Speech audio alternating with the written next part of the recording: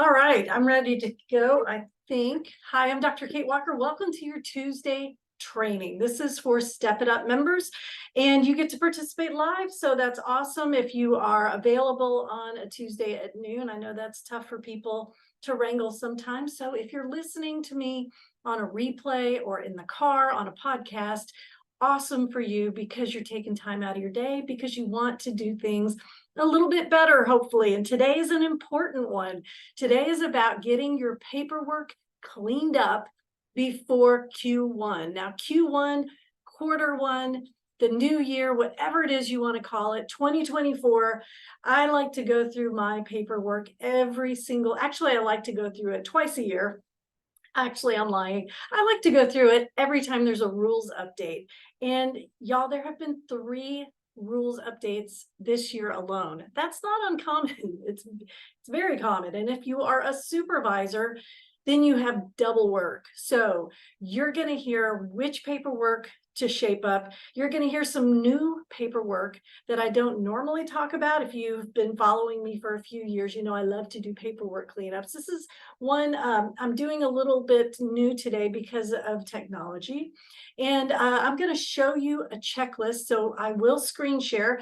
And if you're listening, you guys, don't worry. You know I'm going to talk you through it no matter what. And go to the blog post at katewalkertraining.com and you'll be able to see whatever it is I'm showing you. So hang on and let me get my screen share going and I will talk you guys through what paperwork you need to clean up for 2024.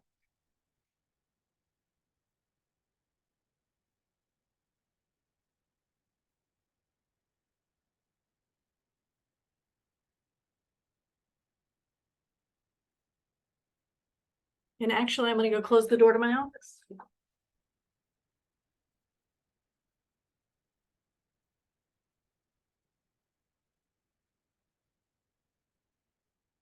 All right, I'm back. Let's talk about number 1 on the checklist.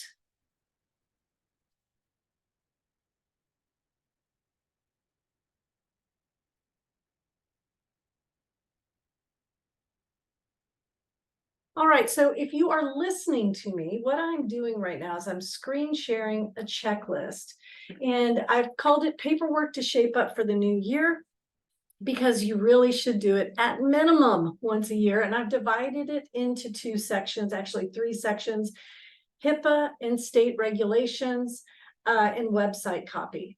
So I lied, 2 sections: HIPAA and state regulations and website copy. So for HIPAA and state regulations, I think at a minimum, you need to go through your consent paperwork and your supervision paperwork if you're a supervisor, and any storage that you have that houses the information that contains PHI or protected health information.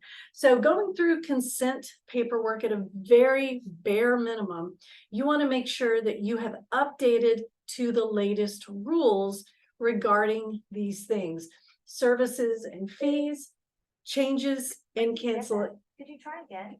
Oh, goodness.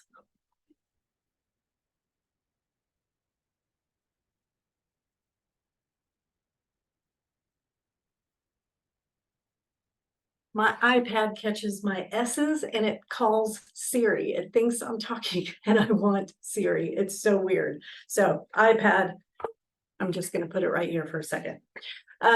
So back to what we're talking about here: changes and cancellations, contact in case of emergency, social media policy. Now, interesting thing about social media policy, there's nothing official in the rules yet, but LPC and LMFT boards both have a posted social media policy, what they recommend, how they recommend that you handle your clients.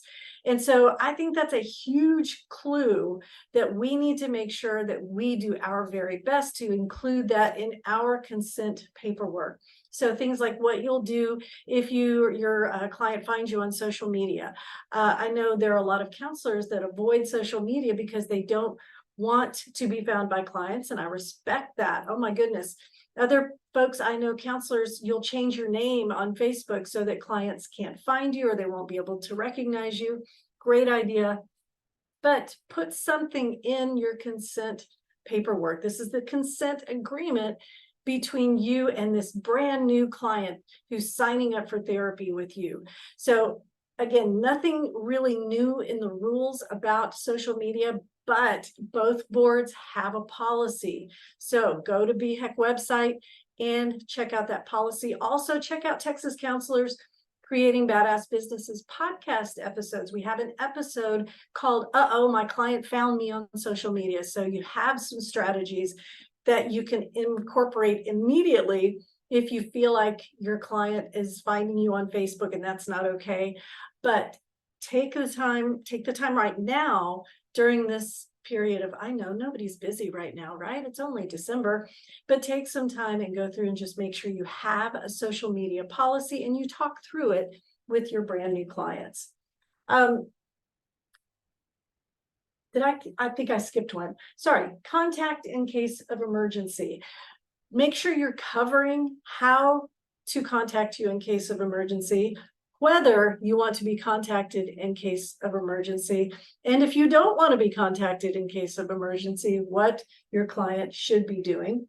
You want to talk about the limits of confidentiality, and this is a copy paste directly from our rules. If you go to our LPC and LMFT rules, they outline specifically what those limits of confidentiality are. That needs to be spelled out perfectly appropriately in your consent paperwork. And counseling via technology. Who is your records custodian? How are records handled? How are they stored? What happens to records if you pass away? Folks, we have a lot of people who take the 40-hour training to become a supervisor in Texas. And one of the things we ask them to do is to designate a records custodian for their supervision paperwork. And a lot of them come back and say, oh my goodness, what is this? This has been a rule for several years. I want to say since at least 2015 that you had to have something in your consent form that designates who will be in charge of the records if you pass away. And that's someone who can disseminate those records, release those records, or store those records for, and remember the rule changed about this, it is 7 years or 5 years past the age of majority if you see kiddos. So that is a long time that you need to store records.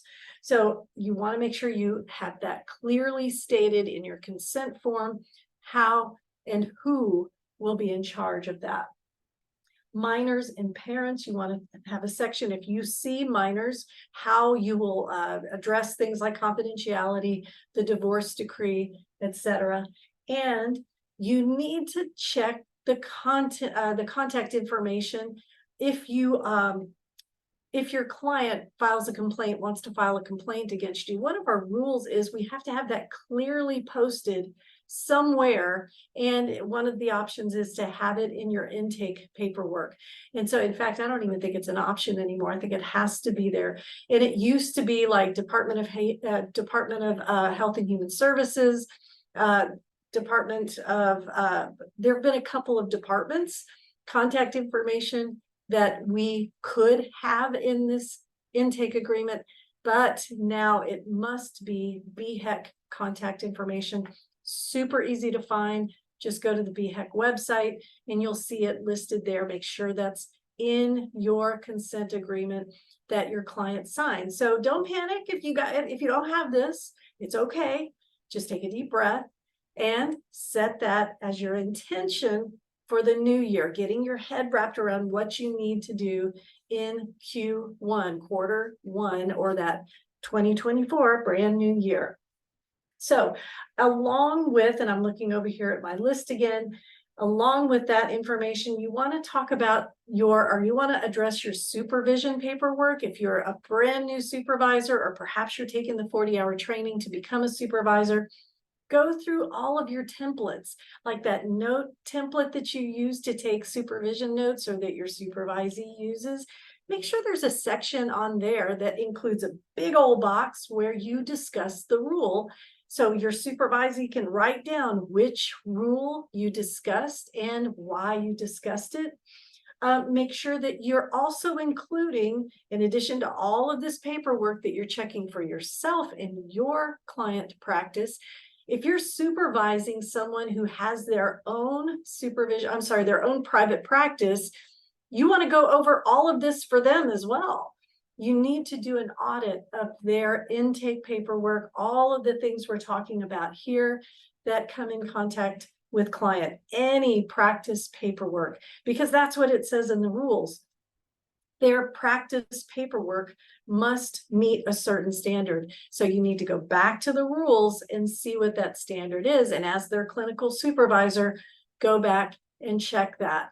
All right, now one thing that's new here that I don't usually talk about is website copy. So technically, is that paperwork? No, not really, but you do have to create paperwork when you are designing your website, when you are designing that content that goes out into the interwebs to help clients find you, and you must go through it. I think I neglect it, right? I sometimes forget to go through it every year, but go through and look at the marketing accuracy, right? Are you still doing the things that you've always done? Maybe the website copy is still advertising a group you no longer have, or it's still advertising an office location that you've closed down. You want to make sure that whatever the client sees on your website is accurate and that the links work, that it takes them where they think they're going to go, right? This isn't just for the Google machine. This is for marketing accuracy, and it's an ethical issue. Also, you want to make sure that somewhere on your website is your license information, your name. And so if your website is, I don't know, achievebalance.org, like that's the name of my website. That's been my website since 2006, I think, a long time. My practice has been called Achieve Balance. And so when I go to put my name there, right, somewhere on that website has to be Kate Walker and my LPC and my LMFT license. They have to know that I'm a real person, and they can go and check to see if I'm licensed. If I'm licensed, do I have any judgments against me, right? Because when you go to verify a license now on the BHEC website, actually, I'm sorry, it's not just the BHEC website, this is statewide, then you can see a PDF of any judgment against any one of the therapists if it has been adjudicated. So make it easy to find you and verify your license. New services. Are you offering anything new and you just haven't added it to your website? And of course, SEO, search engine optimization. And that's, again, I just released a podcast last week about huge mistakes that you can make trying to optimize your website and paying big companies to do all of this for you. And then you recognize, oh my goodness, they're making terrible mistakes, or they're misrepresenting me. Or especially if you're an associate, if they misrepresent you as fully licensed, that happens. I've been to board meetings where they have folks have had a complaint filed against them because they worked for a big company and somebody out there saw that they were advertised as fully licensed when they were still an associate. Well, it wasn't the associate's fault. They were working for a big company and they had no control and very little input into what was being advertised. So if you're a supervisor, you want to make sure that you go to all of these websites where your associate is practicing and verify that they are listing your associate accurately. No LPCAs, no LMFTAs. Those licenses are not recognized by the board. That is a marketing error. And as a supervisor, that's part of the website copy. You need to make sure that you go through and audit and check, especially for the new year. And I would even recommend that you set yourself a little reminder to go off once a quarter. Just go through your supervisee's paperwork and make sure that what they're delivering to their clients and their new clients is accurate and follows everything on this checklist here. So again, if you're listening to me, I just have a little checklist posted that talks about paperwork to shape up for the new year. I talked about paperwork that falls under HIPAA and state regulations. That's consent paperwork, supervision paperwork, and I put storage here just because paperwork and storage always go together, especially when protected health information is involved. You have to make sure anything that stores client identifying info is stored by a company that will agree to sign a business associate agreement with you, a BAA. Then we talked about website copy for marketing accuracy, license info, make sure that your license info is there and accurate. Y'all, I actually make my license a hot link to the site where they can verify my license. It's just super easy. It's like, oh, you want to know about me? Click here, go find out what you need to find out. Any new services, any services you need to retire, and then of course, checking for SEO accuracy. All right, I'm going to stop the share. And I'm going to double check to see if we have any questions.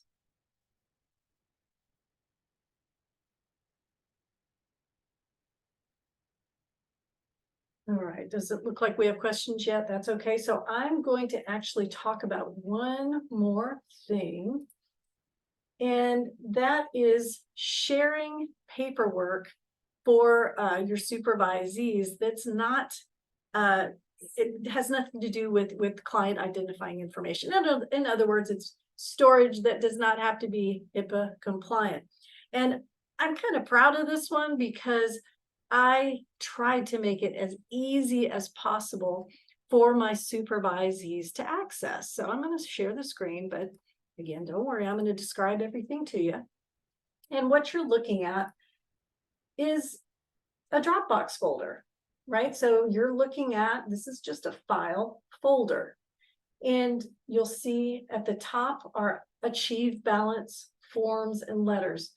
Well, this is actually in a bigger file called Treatment Resources Professional. So Treatment Resources is a folder that I share with all of my supervisees. And I do this because I come from a teaching background. I did student teaching, and I had a master teacher who was so wonderful, and she shared her big 3-drawer file cabinet with me. And she was like, take it down to the Xerox machine and go crazy. I know if you are, I'm dating myself here, y'all don't know what a Xerox machine is. But what I've done for my supervisees that's a little bit more 2024 is I share a folder with them where they can access lots and lots of things. So treatment resources for clients might be full of just like worksheets for CBT or information they can hand a client about domestic violence or a diagnosis perhaps. Treatment resources for my supervisees, we call that treatment resources for professional. They can go to Achieve Balance forms and letters and get the information that I just shared with you, all of the updated intake forms, all of the updated anything, so they can use it and build their own forms, right? Nothing's new out there. So if they want to use my paperwork to build their forms, or they might want to take my paperwork and show the practice where they're working so that they can get that stuff up to date. Also, I really like this folder. It's called Supervisees and Interns. You're going to love the name of the next folder.